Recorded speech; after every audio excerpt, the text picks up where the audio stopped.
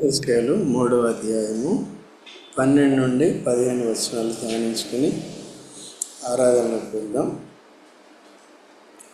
ఇక్కడ ప్రవక్త అయిన యెహెజ్కేలుకి అవిధేయులైన ఇశ్రాయేలుకి తాను దేవుడు సెలవిచ్చిన మాటలన్నింటినీ కూడా వారికి తెలియచెప్పమని చెప్తున్నాడు. వారు విన్నా సరే వినకపోయినా సరే వారికి చెప్పమని చెప్పాడు. విని నడతలను సరిదిద్దుకుంటే వారు సమకూర్చబడతారు, లేదంటే దేవుని శిక్షకి వారు గురవుతారు. వారి ఇష్టము. దేవుడు చెప్పేది చెప్తానే ఉంటాడు. సో విని సరిదిద్దుకోవటం మన పని, లేదంటే దేవుని యొక్క ఉగ్రతకు గురి కావాల్సిన వారు. దేన్నైనా సహించవచ్చు, కానీ దేవుని యొక్క ఉగ్రతను సహించలేము. దేవుడు శాశ్వతంగా ప్రేమ చూపించాడు. ఎవరికి? తను ప్రేమించే వారందరికీ. తన ప్రేమను అంగీకరించి తిరిగి దేవుని ఏం చేయాలి? మనం ప్రేమించాలి. దేవుడు లోకంని ఎంతో ప్రేమించను కాగా తన అద్వితీయ కుమారునిగా పుట్టిన వాని విశ్వాసం నుంచి ప్రతివాడు. దేవుని ప్రేమ ఏంటంటే మనం నశింపక, అంటే ఆత్మ నరకానికి వెళ్ళకుండా నిత్య జీవం పొందినట్లు, రక్షణ పొందినట్లు తన కుమారుడైన యేసు ప్రభుని పంచాడు. దాంట్లో ఏముంది? దేవుని యొక్క ప్రేమ అనేది. ఆ యేసుక్రీస్తు ప్రభు వచ్చి 4 మాటలు చెప్పి వెళ్ళిపోలేదు, కానీ ఇప్పుడు ఈ ప్రవక్తల వల్లే నేను చెప్పిన మాటలు వాళ్ళకి చెప్పండి అని చెప్పలేదు. కానీ ఆ పాపపు శిక్ష మరణాన్ని సిలువలో తాను భరించి రక్తము కార్చి మరణాన్ని జయించి మానవాడికి పాపాన్ని పరిహారం చేసి రక్షణను సిద్ధం చేశారు. కాబట్టి ఇప్పుడు అందరూ కూడా యేసుక్రీస్తుని ఎరిగి నమ్మి పాప క్షమాపణ పొంది ఆత్మరక్షణ పొందితే నిత్య నాశనం నుంచి తప్పించబడి నిత్య జీవాన్ని పొందుతారు. ఓకేనా? సో యేసుక్రీస్తు ప్రభుని దేవుడు ఎందుకు ఇచ్చాడంటే తాను ప్రేమించి మనకు అనుగ్రహించి మన శిక్షణ అంతటి నుంచి మనల్ని విడిపించాడు. రెండోది, ఇప్పుడు మనం ఏం చేయాలంటే దేవుని ఏం చేయాలి? మనం ప్రేమించబద్దులమే. దేవుని ప్రేమించడం అంటే ఏంటి? చూడండి, యోహాను సువార్త 15వ అధ్యాయం 10వ వచనం చదవండి త్వరగా.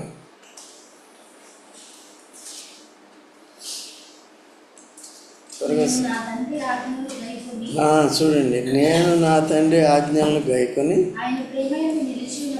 ఆయన ప్రేమ యందు నిలిచిన ప్రకారము గైకొని. ఇప్పుడు చూడండి, మనం క్రీస్తు ప్రేమలో నిలిచి ఉండాలి. క్రీస్తు దేవుని ప్రేమలో నిలిచి ఉన్నాడు కదా. ఎలా నిలిచి ఉన్నాడు క్రీస్తు? దేవుడు తనకి ఇచ్చిన ఆజ్ఞలన్నింటినీ ఏం చేశాడు? తనకిచ్చిన ఆజ్ఞలన్నీ యేసుక్రీస్తు ప్రభుకి దేవుడు ఇచ్చిన ఆజ్ఞలన్నీ సులభతరమైనవా? కాదు కదా, కఠినతరమైనవి. ఎంత కఠినమైనవి? మనం కదా, ఇదే పశువులతోటి ఈ లోకంలో ఆయనకి చోటు లేదు కదా. ఎంతవరకు వెళ్ళాడు ఆయన? శిలువ మరణం వరకు. ఎంత అవమానం, ఎంత భయంకరం! ఆ దృశ్యాన్ని చూస్తే ఎంత భీకరంగా ఉంటుంది కదండి. ఎవరు? సృష్టికర్త అయిన దేవుడు ఆ రీతిగా చేయబెట్టాడు మనుషుల చేత. మనుషులను ప్రేమించి దేవుడు ఈ లోకానికి వస్తే మనుషులు చూసారండి చేసిన మర్యాద అది. అయితే మనుషులంటే దాంట్లో నీవు నేను కూడా ఉన్నా. అయినా మనల్ని ఏం చేశాడు? ప్రేమించి తన ప్రాణాన్ని అర్పించి మన మనోనేత్రం వెలిగించి బయలుపరుచుకుని మనల్ని రక్షించాడు. ఓకే, మన పాపాలు ఉన్న తర్వాత ఇప్పుడు క్రీస్తు ఘోరమైన తండ్రి యొక్క ఆజ్ఞల్ని మన పక్షంగా నెరవేర్చి మనకు రక్షణ ఇచ్చిన తర్వాత రక్షింపబడిన మనము ఎవరి ఆజ్ఞల్లో నిలిచి ఉండాలి? క్రీస్తు ఆజ్ఞలు భారమైనవా తేలికైనవా? సులభమైనవి, చాలా తేలికైనవి. నా ఆజ్ఞలు భారమైనవి కావు. తర్వాత ఇంకేమంటాడు? నా కాడు ఎక్కడుంది? Yes, correct. కమా మత్తయి సువార్త చదువు 11:28-29 చదవండి. నేను సాత్వికుడను నేను సాత్వికుడను దీన మనసు కలిగిన వాడును కనుక కాడి అంటే ఆయన ఆజ్ఞలకు కూడా గుర్తుగా ఉందన్నమాట. కాబట్టి యేసుక్రీస్తు ప్రభు ఎవరంటే దీన మనసు కలిగిన వాడు నా కాడి ఎత్తుకున్నాడు కదా. మన కాడి ఆయన ఎత్తుకున్నాడు, ఇప్పుడు మనం ఆయన కాడి ఎత్తుకోవాలి. మన కాడి ఏంటి? మనకు రావాల్సిన శిక్ష అంతటినీ కూడా తాను తీసుకుంటాడు. ఇప్పుడు తన కాడి అంటే సులువైన కాడు, తన అధికారం కిందకి రావాలి, తన ఆజ్ఞల కిందకి రావాలి. ఫర్ ఎగ్జాంపుల్ ఏంటంటే, నేను మీ పాపముల కొరకు చనిపోయి తిరిగి లేచినానని నమ్మండి. అది కష్టమా సులువా? రెండోది, నేను మీ పాపముల కొరకు చనిపోయి సమాధి చేయబడి తిరిగి లేచాను. మీరేం చేయండి? ఏం అవసరం లేదు, నీళ్ళల్లో మునిగి తేలండి. నీళ్ళల్లో మునిగి ఏది కష్టమైంది? నిజంగా చచ్చిపో అంటే ఎవరన్నా నమ్ముకుంటారా? ఆయనే. సో ఆయనే ఆ పాటించిన ఆజ్ఞలు కష్టమైనవా, మనం పాటించినవి కష్టమైనవా? మనం ఎంత డూప్లికేట్ కదా, జస్ట్ సాదృశ్యమైనవి. అది సింబాలికల్ అన్నమాట. కాబట్టి క్రీస్తులో మనకి ఇటువంటి ఆజ్ఞలు ఉన్నాయి, వీటిని ఏం చేయాలి? పాటించాలి. మొదటి యోహాను పత్రికలో కూడా 5వ అధ్యాయంలో ఈ మాట ఉంటుంది చూడండి. మొదటి వచనం నుంచి యోహాను కూడా ఎక్కువ ప్రేమ గురించే రాస్తాడు. ఎక్కువ యేసే క్రీస్తు అయి ఉన్నాడని నమ్ము ప్రతివాడును దేవుని మూలముగా పుట్టి ఉన్నాడు.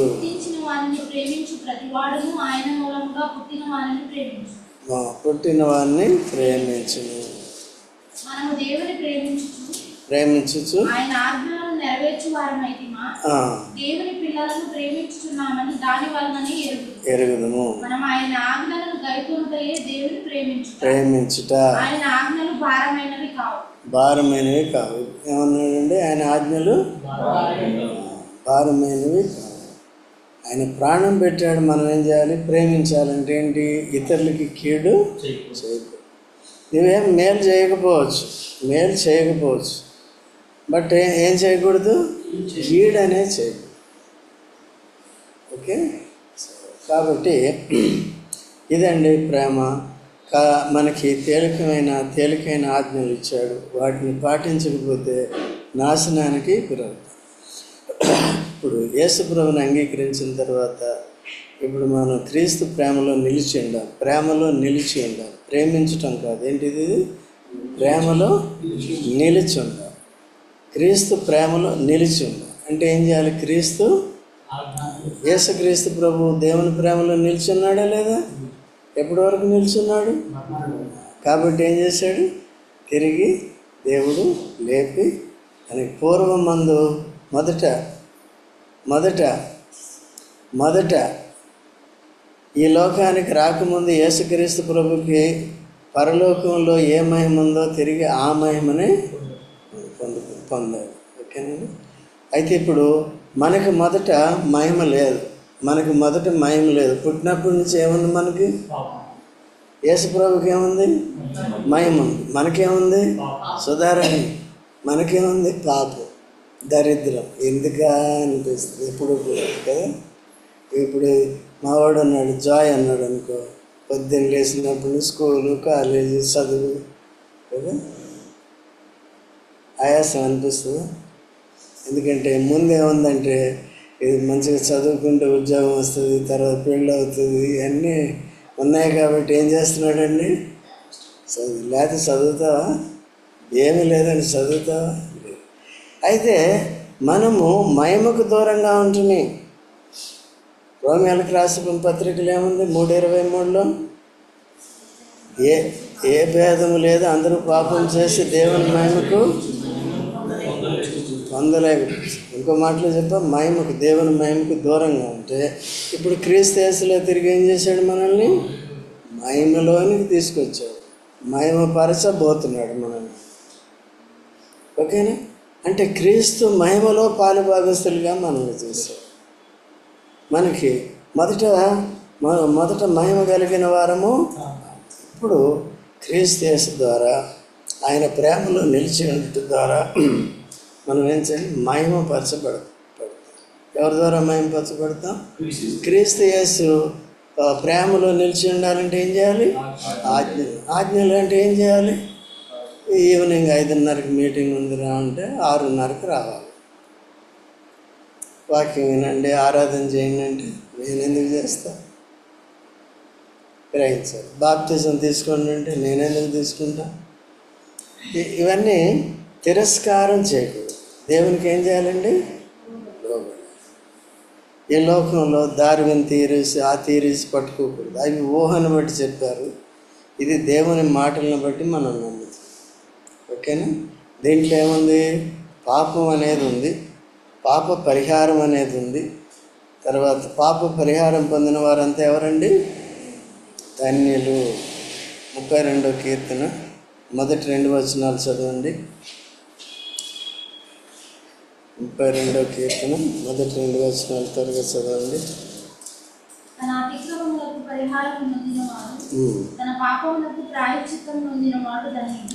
పాపములకు ప్రాయశ్చిత్తం, అతిక్రమాలకి పరిహారం పొందినవాడు ఎవరండి?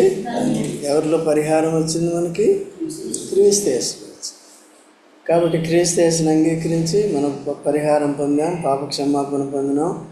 కాబట్టి మనం ధన్యులమా, అన్యులమా? తర్వాత ఏం చేయాలి? క్రమశిక్షణ పాటించాలి. దేవుని సమయాన్ని దేవునికి ఇచ్చేది నేర్చుకోవాలి. ప్రతికూల పరిస్థితుల్లో ఇంకా ఎక్కువ ప్రేమించాలి. వర్షం వస్తా ఎందుకు రాలేదు? వర్షం వస్తుందండి, రావాలి. వర్షం వచ్చినా ఏం చేయాలి? అప్పుడు వచ్చినప్పుడు ఏం చేస్తుందంటే దాంట్లో మనం త్యాగం అనేది కనపడుతుంది. దేవుడు అది చూస్తాడు. ఓకేనా? కృప. లేకపోతే ఇంకోటి ఏంటి? కరెక్ట్గా 5:30కి మీటింగ్ స్టార్ట్ అవుతుంది కాబట్టి ఇంటి దగ్గర కరెక్ట్గా 5:30కో 5:35కో స్టార్ట్ అయ్యామనుకో, ఏం చేసినట్టు? ఏం చేయాలి? ముందుగా మనం నాకు ఈ శ్రమలు ఉన్నాయి, ఆ శ్రమలు ఉన్నాయి, అవి ఉన్నాయి, ఇవి ఉన్నాయి అంటే సరే ఇవన్నీ అందరికీ ఉంటాయి. వీటి కొరకు ప్రార్థన చేయాలంటే ఏంటి? దేవుడు ఎందుకు ఆలస్యం చేస్తున్నాడు? నీలో నాలో క్రమశిక్షణ లేదేమో, నీలో నాలో ఆయన ప్రేమ ఏంది నిలుచు లేవేమో, ఆయన ఆజ్ఞలు ఏదైనా మనం అతిక్రమిస్తున్నామేమో. ఇవన్నీ కూడా ఏం చేయాలి? చెక్ చేసుకో. ఓకేనా? చెక్. ఇది అందరికీ, కేవలం ఒక్కరికే కాదు, అందరికీ. నాకు సంబంధించింది, మీకు సంబంధించింది. దేవుని క్రీస్తు అందరి వాడు. క్రీస్తు ఆజ్ఞలు అందరూ పాటిస్తే ఏమవుతుంది? మేలు ఏం కలుగుతుంది? ప్రేమలో నిలిచి ఉంటాం. ప్రేమలో నిలిచి ఉంటే ఏమవుతుంది? మహిమ పొందుతుంది, నిత్యమైన మహిమ సట్లు. కాబట్టి ఈ విషయాలకు అనుగుణంగా చూడండి. ఇప్పుడు ఎస్కేల్ 3వ అధ్యాయం 12వ వచనం చదివాం. అంతలో ఆత్మ నన్ను ఎత్తుకుని పోగా యెహోవా ప్రభావమునకు స్తోత్రము కలుగునుగాక అను శబ్దం ఒకటి ఆయన స్థలము నుండి ఆర్భాటంతో నా వెనుక పలుకుట నేను వింటిని. ఈయన ఒక శబ్దం విన్నాడు, తన వెనక విన్నాడు కదా. ఏమని విన్నాడు? యెహోవా ప్రభావమునకు. యెహోవా మహిమలు ఎన్ని చెప్పండి? దేవుని మహిమలు ఎన్ని చెప్పండి? 3. ఒకటేంటి? స్వరూప మహిమ, స్వభావం, ప్రభావం. ఫస్ట్ ఏముండాలి? స్వరూపము, స్వభావము. స్వరూపం అంటే ఆయన ఎటువంటి వాడు కదా అనేది చెప్పటం. ఆయన తల వెంట్రుకలు ఎటువంటివి, ఆయన ఎటువంటి వాడు, ఎక్కడుంటాడు? ప్రకటన 1వ అధ్యాయం 17వ వచనంలో ఉంటుంది కదా. 15వ వచనం 15-16 నుండి ఉంటాయి. అవునండి, తర్వాత చూసుకోండి. తెల్లని పోలిన తల వెంట్రుకలు కలిగినవాడు. ఇంకేంటండి? తర్వాత ఆయన దిగుచున్న అంగీ వేసుకున్నాడు, కంప్లీట్ కవర్ చేసుకున్నాడు, పరిశుద్ధి. ఈయన నిక్కర వేసుకొస్తాడు ఒకసారి. కాబట్టి యేసుప్రభు ఏం చేశాడు? తర్వాత నేత్రాలు ఎట్లా అంటే అగ్ని జ్వాలల వంటి నేత్రములు. అర్థమైందండి? కాబట్టి ఆయన స్వరూపం పాత నిబంధనలో కూడా ఉంది, యెహెజ్కేలులో కూడా ఉంది, మొదటి అధ్యాయంలో కూడా ఉంటుంది. ఇవన్నీ కూడా చూసుకోవచ్చు. యెషయా గ్రంథంలో కూడా ఉంటుంది. తర్వాత స్వభావం ఏమేది? స్వభావం ఇది స్వభావం ఏముంది అక్కడ పైన వెనుక? అదే ఆన్సర్. ఎవరికి చూపించాడు తన స్వభావాన్ని? మోషేకి చూపించాడు. మోషే అడిగాడు, దేవా నీ మహిమను నాకు కనపరచు అంటాడు కదా 33:18. అంటే నా మహిమను చూసి నన్ను చూసి నేను బ్రతకలేవయ్యా, నా వీపును వెనక భాగాన్ని చూపిస్తాను, నిన్ను బండసందులో దాచిపెడతాను అని ఆయన వెనక భాగం వెళ్తూ వెళ్తూ ఏం చెప్పాడు? ముందు భాగం పరలోకంలో చూస్తాం, ఇప్పుడు చూసేది ఏంటండి? ఆయన స్వభావాన్ని కావాలి. ఆయన ఎటువంటి వాడు? కృప. అక్కడ చూడు, కనికరము, దయ. కాబట్టి మనము కనికరింపబడ్డాం, మన ఎడల దేవుడు దయ చూపించాడు. మనం పాపులం కదా, శత్రువులం కదా, నాశనం అయిపోవాలి కదా. ఆ స్వభావం ప్రస్తుతానికి తన వీపునంటే తన స్వభావాన్ని మనకు చూపించి క్రీస్తు యేసులో మనల్ని రక్షించి తన నిత్య మహిమకు మనల్ని పిలుచుకున్నాడు, పాత్రలుగా చేశాడు. ఓకేనా? రెండోది ఏంటి? ప్రభావ మహిమ. ప్రభావం అంటే ఏంటి? ఇప్పుడు భూమిని ఆకాశాన్ని దేంతో చేశాడు? ప్రభావం. ఇది ఏం మెటీరియల్ లేకుండా, ఏమి లేకుండా ఏం చేశాడు? ఇంత పెద్ద భూమిని, ఇంత పెద్ద సముద్రాన్ని, ఆకాశాన్ని చేశాడు. అది ఎవరి ప్రభావం? అది ఆయన మాటలో ఉన్న ప్రభావం, ఆయన చూపులో ఉన్న ప్రభావం. చూపులో కూడా ఏముంది? ప్రభావం. ఇట్లా చూస్తే చాలు దెయ్యం వెళ్ళిపోవాలి అంతే. ఎవరు చూస్తే? ఎవరైనా కాదు. అట్లా తర్వాత ఒక మనిషికి కూడా తన అధికారాన్ని ఇచ్చాడు. మోషేకి ఏమి ఇచ్చాడు? అధికారం. ఎర్ర సముద్రం ఏమైపోయింది? పటాపంచం. తర్వాత యెహోషువకి ఏమి ఇచ్చాడు? సూర్య చంద్రులను ఆపేసే అధికారం ఇచ్చాడు. సూర్యుడు ఆగు, చంద్రుడా నిలువు అన్నాడు. ఆగినా లేదా?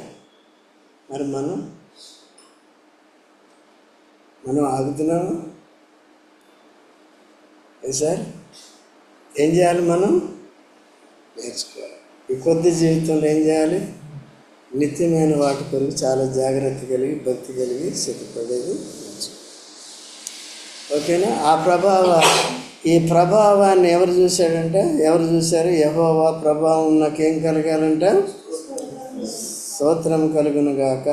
ప్రభావం ద్వారానే మనకు విడుదల అనేది వస్తుంది. దేవుని ప్రభావం ద్వారానే మనకు ప్రతికూలంగా ఉన్న వాటన్నిటి నుంచి వదిలిపెడతాం. అందుకనే మీలో కొన్నిసార్లు ఎవరికైనా అనారోగ్యం వచ్చినప్పటికీ, ప్రతికూల పరిస్థితులు ఉన్నప్పటికీ ప్రభావాన్ని చూపించి వారిని స్వస్థపరచని ప్రార్థన చేయట్లేదు. ఇప్పుడు మనకు కావాల్సిందేది దాన్ని పునరుద్ధాన బలం అని కూడా కదా. యేసుక్రీస్తు ప్రభు ఏం చేస్తున్నాడు? యేసు ప్రభులో పాత నిబంధనలో దేవుడికి ఉన్న శక్తులన్నీ కూడా, ప్రభావం అంతా కూడా యేసు ప్రభులో కూడా ఉంది. యేసు ప్రభువే కాదు కానీ యేసు ప్రభు నమ్ముకున్న శిష్యులు అపోస్తలుల్లో కూడా కనిపించింది. వారికి ఇచ్చాడు, నేను అధికారం ఇస్తున్నాను, మీరు వెళ్ళండి, నేను చేసినటువంటి క్రియలు నాకంటే గొప్ప కార్యాలు మీరు చేస్తారు. చేశాడు లేదా? యేసు ప్రభు భోజనాలు పెట్టాడు, మామూలు భోజనాలు. పేతురు సువార్త చెప్పి 3000 మంది రక్షణ పొందినట్టుగా చేశాడు.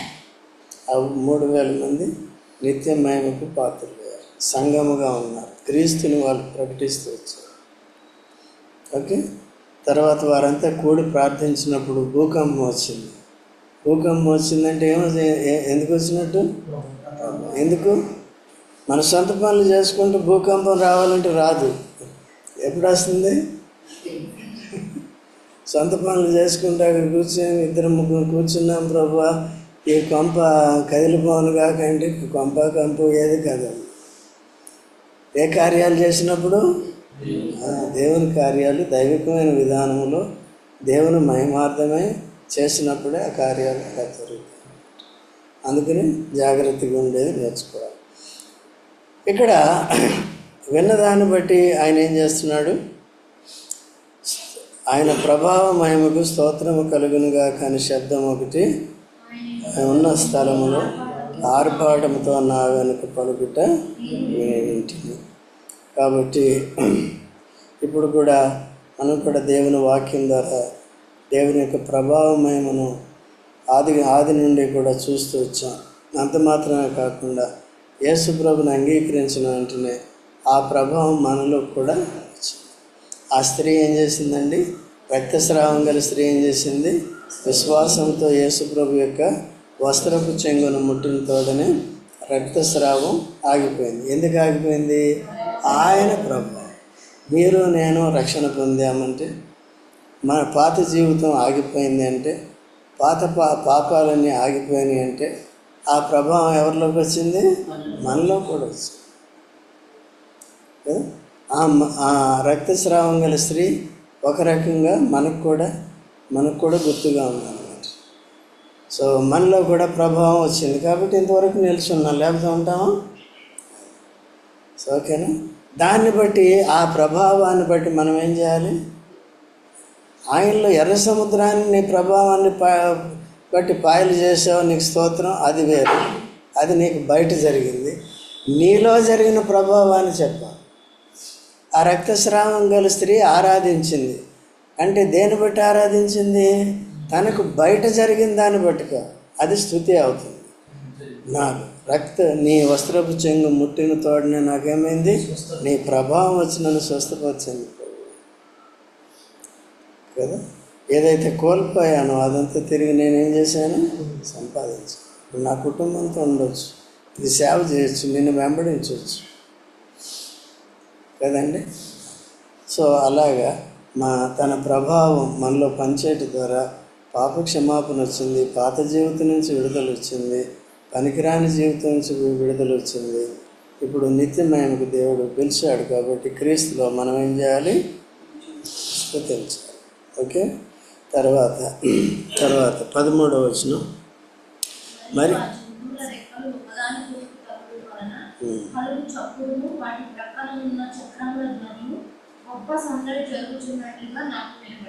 చూసారా, ఇది పరలోకంలో గొప్ప చప్పుడు.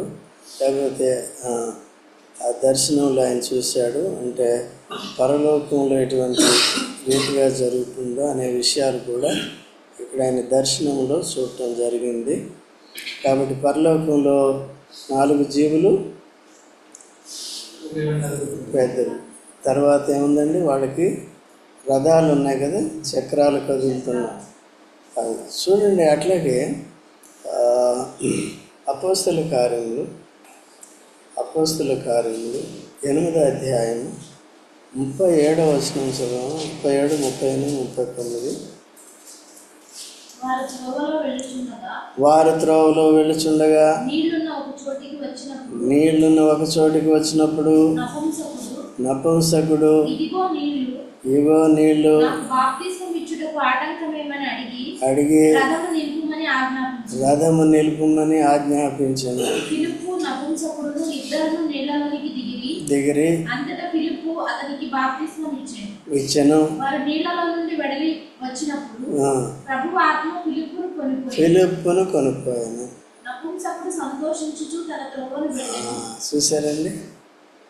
ఇప్పుడు రథం మీద కూర్చున్న వాళ్ళు ఏమయ్యారు? రథముల మీద కూర్చున్న ఎవరు కూర్చున్నారు చెప్పండి? ఇక్కడ రథములో నపుంసకుడు కదా, కందకే రాణి ప్రభుత్వంలో ఈయన ధనాగార అంటే ఫైనాన్స్ మినిస్టర్, ఆర్థిక మంత్రి కదా. ఈయన ఎక్కడికి వెళ్తున్నాడు? యెహోవా యందు భక్తి కలిగి ఉన్నాడు కాబట్టి రథం ఎక్కి, ఆయనకి అధికారం ఉంది, రథం ఉంది కాబట్టి వెళ్ళి యెరూషలేముకి వెళ్ళి బలులు అర్పించి వస్తున్నప్పుడు పరిశుద్ధాత్మ ఫిలిప్పుని ఏం చేశాడు? ఫిలిప్ సువార్థికుడు అన్నమాట. సువార్థికుడు అంటే యేసు ప్రభు మరణపు పునరుద్ధానాల గురించి చెప్పాలి. చెప్పినప్పుడు ఆయనకి భక్తి ఉంది కానీ సత్యాన్ని ఎరగడు, యేసుప్రభుని ఎరగడు. ప్రయాసతో రథం ఎక్కడికి వెళ్తున్నాడు? రథం ఎక్కలేదా? రథం దిగు. పరలోకానికి వెళ్ళాలంటే రథం కావాలి, రథం కాదు. యెరూషలేముకి వెళ్ళాలంటే రథం కదా. యెరూషలేముకి వెళ్తే రక్షణ లేదు. యోధులకి ఎక్కడ లేదు రక్షణ. ఎక్కడుంది రక్షణ? క్రీస్తులు. అక్కడ లేదు, ఇక్కడ లేదు.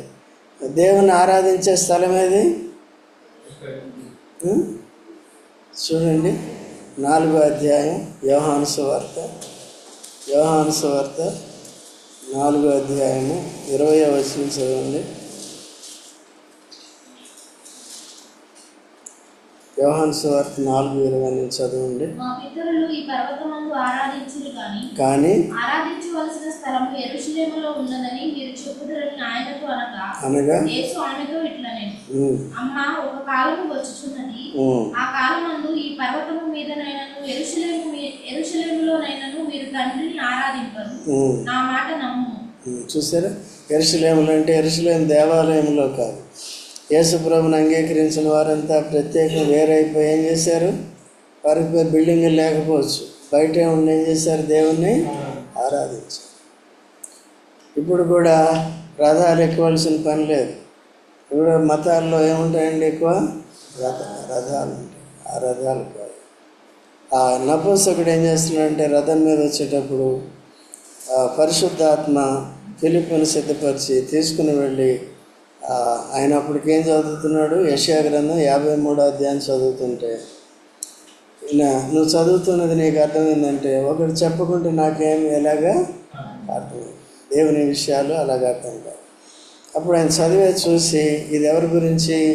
యెషయా గురించి రాశాడా లేకపోతే ఇంకెవరి గురించి అని అంటే అప్పుడు యేసుప్రభు గురించి అని చెప్పిన వెంటనే తాను ఏం చేశాడు? యేసుప్రభుని రక్షకుడిగా అంగీకరించాడు కదా. విశ్వాసం గురించి, మారు మనసు గురించి, బాప్తిజం గురించి చెప్పినప్పుడు నేను మారు మనసు పొందాను, విశ్వాసం ఉంచాను, కాబట్టి ఇప్పుడు నేను నీళ్ళు కనిపించిన వెంటనే ఏమన్నాడు? రథము దిగి బాప్తిజం తీసుకుని బయటకు వచ్చి సంతోషంగా. ఈ ఫిలిప్పుని ఎవరు నడిపించారు? ఎప్పుడు కూడా దేవుని సేవ చేసే మనల్ని ఎవరు నడిపించాలి? ఇప్పుడు యేసుప్రభు నందు ఉన్న మనం అంతా కూడా దేవుని సేవ చేయాలి. ఏదో ఒక రకంగా దేవుని సేవ చేయాలి. ఎవరు నడిపించాలి మనల్ని? చూడండి, రోమేలకు రాసిన పత్రిక 8వ అధ్యాయం 14వ వచనం. దేవుని ఆత్మచేత అందరూ నడిపింపబడుదురు, దేవుని కుమారులై అందరూ. కుమారులు శక్తి కలిగిన వారు, బలం కలిగిన వారు, సేవ చేయగలిగిన వారు ఉంటారు కదా. దేవుని ఆత్మచేత నడిపింపబడకపోతే, కాబట్టి నేటి దినాల్లో జరిగే పరిచర్య, మన భక్తి జీవితం దేన్ని ఆధారం చేసుకుని ఉంటుంది అనేది చూసుకోవాలి. ఓకే, ఎవరికి వారే చూసుకోవాలి. కుమారులు లేకపోతే పసిపిల్లలు. ఆత్మచేత నడిపింపబడితే కుమారులు కదా, లేక సొంత తలంపును బట్టి నడుచుకుంటే పిల్లలు అంతే.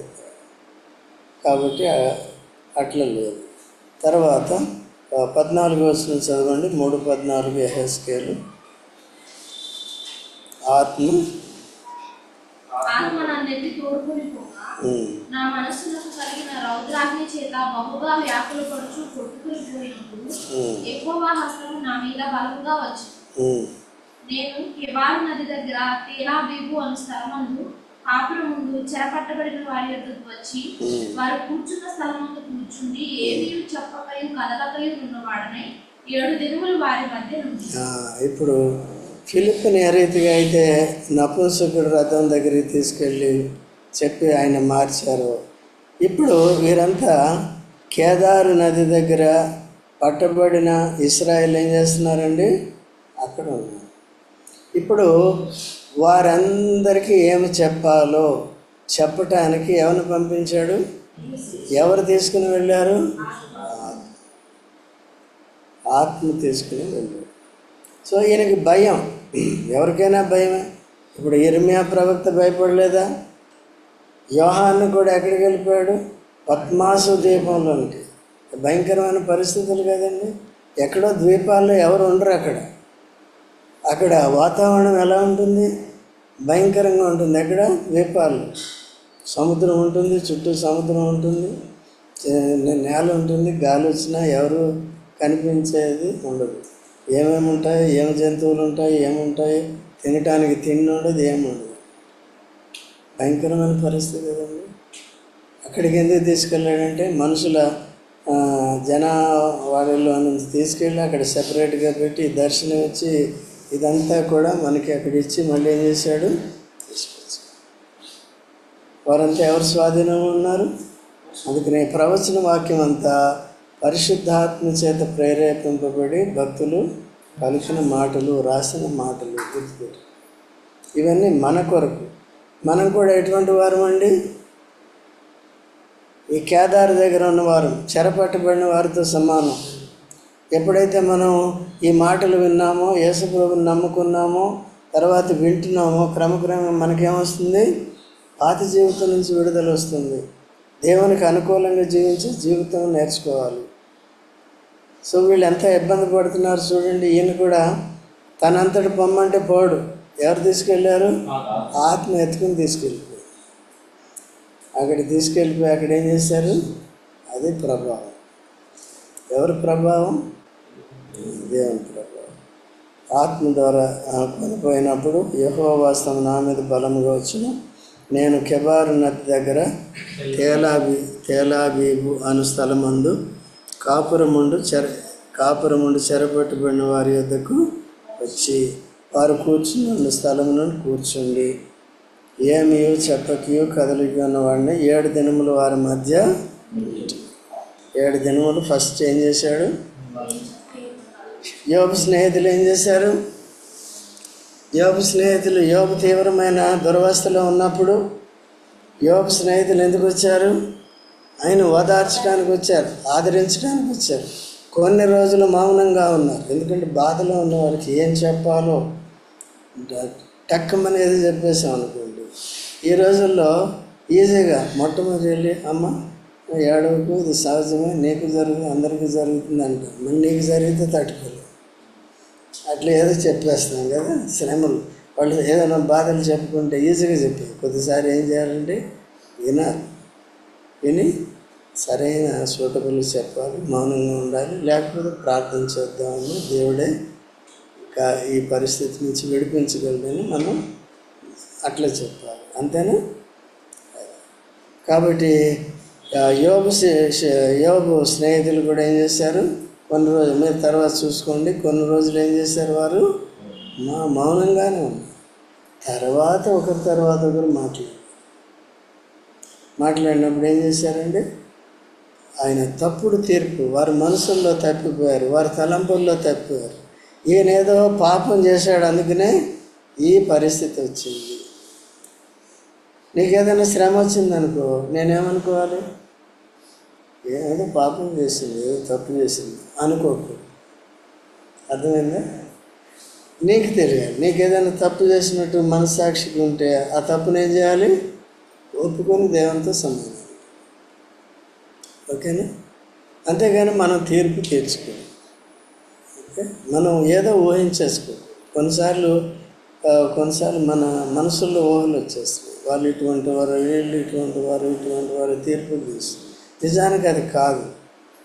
అట్లా తీర్పు తీర్చినప్పుడు యోబు ఏమన్నాడు? యోబు నా సేవకుడి దగ్గరికి వెళ్ళి ప్రార్థన చేయించుకోండి అంటాడు. ఎవరికి? ఈ స్నేహితుడు. ఎందుకు? ముందే బాధలు ఉంటే ఆయన బాధను ఏం చేశారు మీరు? అధికం చేశారు. అందుకని యోబు 16వ అధ్యాయం మొదటి 2 వచనాలు తీయనవసరం లేదు. యోబు ఏమంటాడండి వాళ్ళని? మీరు బాధకే కర్తలు కానీ ఆదరణకు కర్తలు. ఇప్పుడు మనం ఇతరుల్ని ఆదరించడానికి ఉన్నామా, వారి బాధను ఎక్కువ చేయడానికి ఉన్నామా? ఎక్కువ చేస్తే యోధా ఇస్కరియోతు, నిజంగా ఆదరిస్తే చూసుకో యోగ కదా. ఆదరిస్తే దేవుని బిడ్డ. ఓకే, తర్వాత సో ఏం నేర్చుకున్నాం? ఆ? 7 రోజులు ఎట్లా ఉన్నాడు? అదే కొన్నిసార్లు అందుకని ఎవరైనా ఏదైనా బాధలు చెప్పుకున్నప్పుడు మనం ఎట్లా ఉండాలి? మౌనంగా ఉండాలి. అప్పుడు అంటే దైవికమైన విధానంలో 4 మాటలు చెప్తుండాలి, ప్రార్థన చేయాలి. దేవుడు ఏం చేస్తాడు? సిద్ధపరుస్తాడు. టక్కుమని నువ్వు ఏదో తప్పు చేసినావు, ఏదో అది చేసావు, అది సినిమాకి వెళ్ళావు, అక్కడికి వెళ్ళావు అని చెప్పు. ఇదే చెప్పచ్చా? అయితే మిగిలిన విషయాలు ఇంకేం జరిగింది అనేది తర్వాత చూసుకుందాం. ప్రభు చిత్తం అయితే వచ్చే వారం ఆరాధనలోకి వెళ్దాం.